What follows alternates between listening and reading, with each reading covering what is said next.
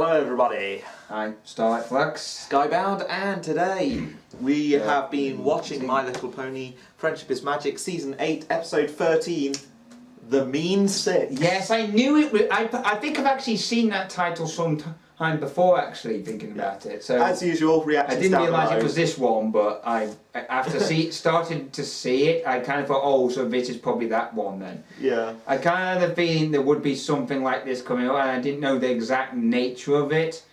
But yeah, this kind of, well, as I say, this episode, it was a very entertaining episode. A return of a lot of the discorded characters. It was interesting to see a discorded Twilight because I haven't actually seen we didn't get a chance to see it. because she got she was the only one that was left alone, wasn't Well, she was the only one who left alone, and she didn't turn into that sort of narcissistic, sort of self-centered personality that she had here. She just got depressed and just gave up her friends completely. So yeah, this was completely different to like how it happened in that when they were discorded.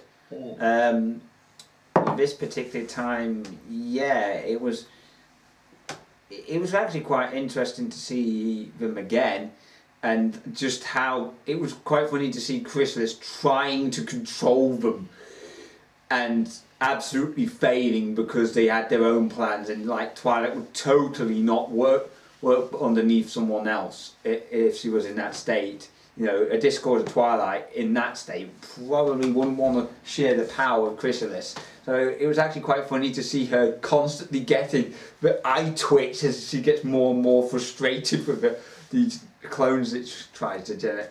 And yeah, it's actually quite interesting actually, because it makes me wonder if she's going to come back later on. But this actually raises up a question of whether she will come back this series or next series, because we've thought for a long time that Chancellor Nate, I think his name is, would be the villain, but this actually raises up questions. But I think this is like a red herring, so to speak. I think it's still going to be him at the end, or a combination of both of them potentially, leading to him basically having to be resigned. Well, not resigned, but basically chucked out of the government because he's basically tried to, overthrow the throne, so to speak. But yeah, that's just pure speculation. But it'd be interesting to see if we actually see the result of this, because we don't know whether she actually got the elements of harmony or not. I mean, she probably won't be able to use them but yeah. So my review for this episode, I would say it's about. I would actually give it I would say, I wouldn't call it a 9. I would call it as 8 though. I think it would definitely be an 8. It was a good episode, and I think it's not going to be a filler episode. I don't think it's going to be a filler episode. I think this will get called back on at some point in a particularly big and very surprising way. So anyway, that's my views. Yours? Yeah, so we see Chrysalis again for the first time in several episodes. Well, several episodes, you mean quite a lot of them. Quite a lot of episodes, yeah. And she's back with a mysterious plan. By using the power of horsehair and butt shots, she puts together her own independent bunch of clones. And the problem with that, the problem with putting clones together is if you're not a good enough person to them, they'll rebel against you. Yeah, I mean, all I'm going to say is, just be careful out there.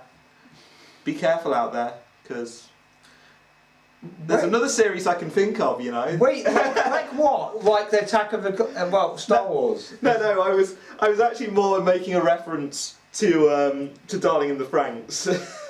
Oh God! Yes, you're right. I should have realised you were talking about that. Because yeah. Essentially, it's just like, right, okay, we've got these clones. Right, we're gonna be shit to them. Oh, now they want to rebel against us. This isn't good. By the way, if you've not watched that series already, I highly recommend it. It's amazing. I would highly recommend it as well. It's a brilliant show. But let's get back on. But anyway. Back on track. Train, meet, track. Train, meet, track yet again.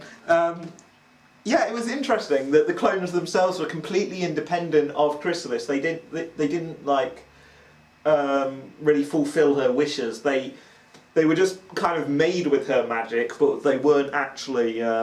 They were like, as you say, they were their own. They were doing their own thing, basically. They had dark intent, you know, and they were probably. She tried to get them to be basically evil, essentially, but they kind of backfired because they were just a little bit.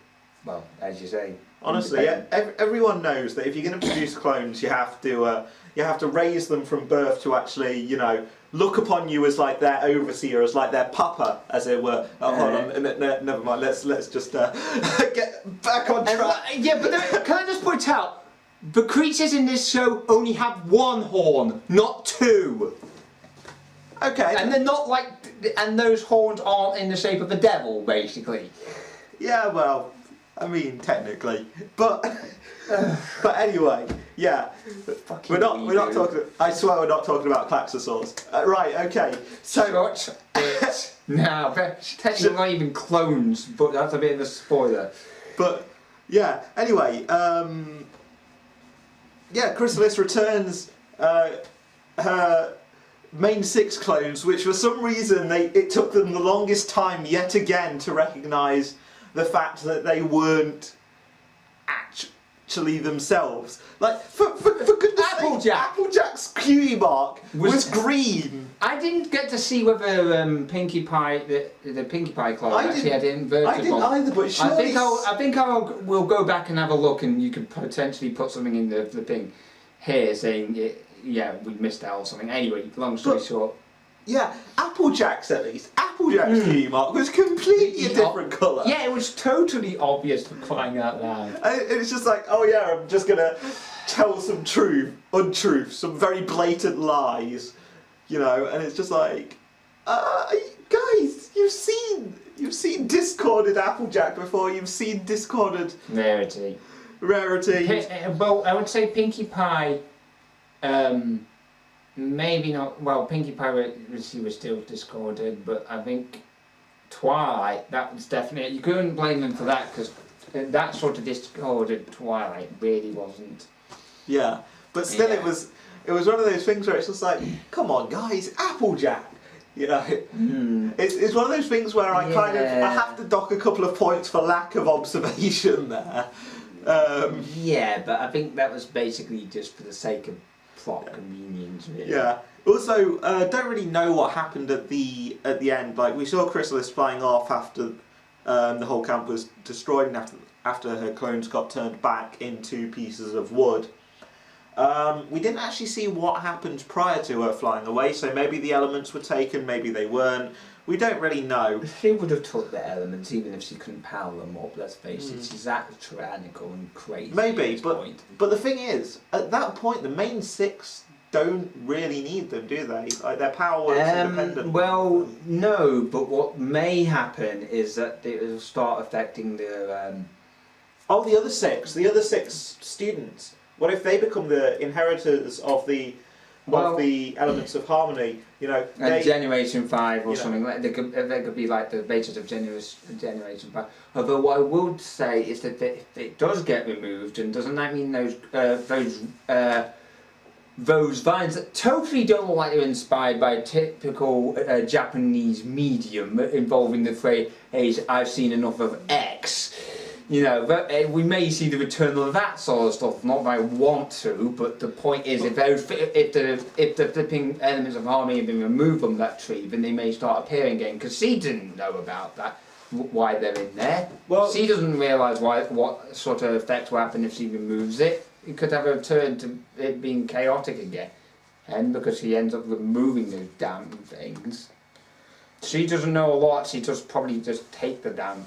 Yeah, so I guess it's a question of whether or not she did take them, and if she did take them, what the effects of that we're going to see. Because before it was very obvious when it happened because of all the vines and stuff. Because the fact is, all the power under the ground. But correct me if I'm wrong here, but those vines and stuff were seeded by Discord, and they defeated Discord and the vines. Well, so So the tree's not actually defending against the vines anymore. So she could still take. But there could still be some of the dark power that manifests itself in the soil. Either two things will happen. Either she'll appear. Well, there's a couple of things that could happen. She either returns in the finale with these damn things, and with Chancellor and AJ, or without him. Yeah. Or she will appear later on, and we'll only find out about that because of the consequences of her taking these goddamn things. But it could be like, you know how, I think it was Cerberus left the Tartarus and then Tyrek appeared? Yeah. You know, like, and that was a callback to that episode where he actually escaped Tartarus. Yeah. So it could be something similar to that, but we don't know. This has actually rose up quite a few interesting questions, which is actually quite nice because it means there's a few more things to actually look forward to find, and a few more answers to, you know, a few more answers to a few more questions now. So yeah, it ought to be interesting. But yeah, overall that was a pretty good episode. I'm going to give it a final score of 7.5. As I say, I would have given it maybe an 8, but I had to dock points for Rarity's complete lack of observation. Also, in general, them not realising, hold on a minute, our friends are acting a bit meaner than usual. But still, 7.5 is a good score. It's above average, and let's face it, you know, they can't keep getting 8s. I think we've been giving out a lot of 8s lately. We've been very generous, in fact. You haven't seen the previous one with Jonathan. Yeah, basically. I have not yet. At the point when we're actually watching this, I haven't yet edited together episode 12. So I have no idea what the reaction was like on that. I have no idea what the score was on that. It was actually significant because we've been having this discussion about actual, the scores essentially. So right. Yeah. Long story short, we basically decided we can't really give it 8 all the while. So we have come to the same conclusion that you did, basically. Okay, great. So I'll find out what score that was when I actually edit that together. But for the time, we're still working this out. I should point out, even at these late stages, as we say. But for the time being, that was an enjoyable episode for me. 7.5, 8 from him. In the end, I hope that you all enjoyed our reaction, if you enjoyed the review. And if you want to shoot us down a like, a comment, subscribe, all that sort of good stuff. Don't forget to smash that dislike button. You mean like? You mean like? Don't forget to smash that like button. Don't give them ideas. Anyway, hope you all enjoyed the videos. And yeah, we'll see you next time with My Little Pony Friendship is Magic, Season 8, Episode 14. Whatever that is. Alright, see ya. See ya.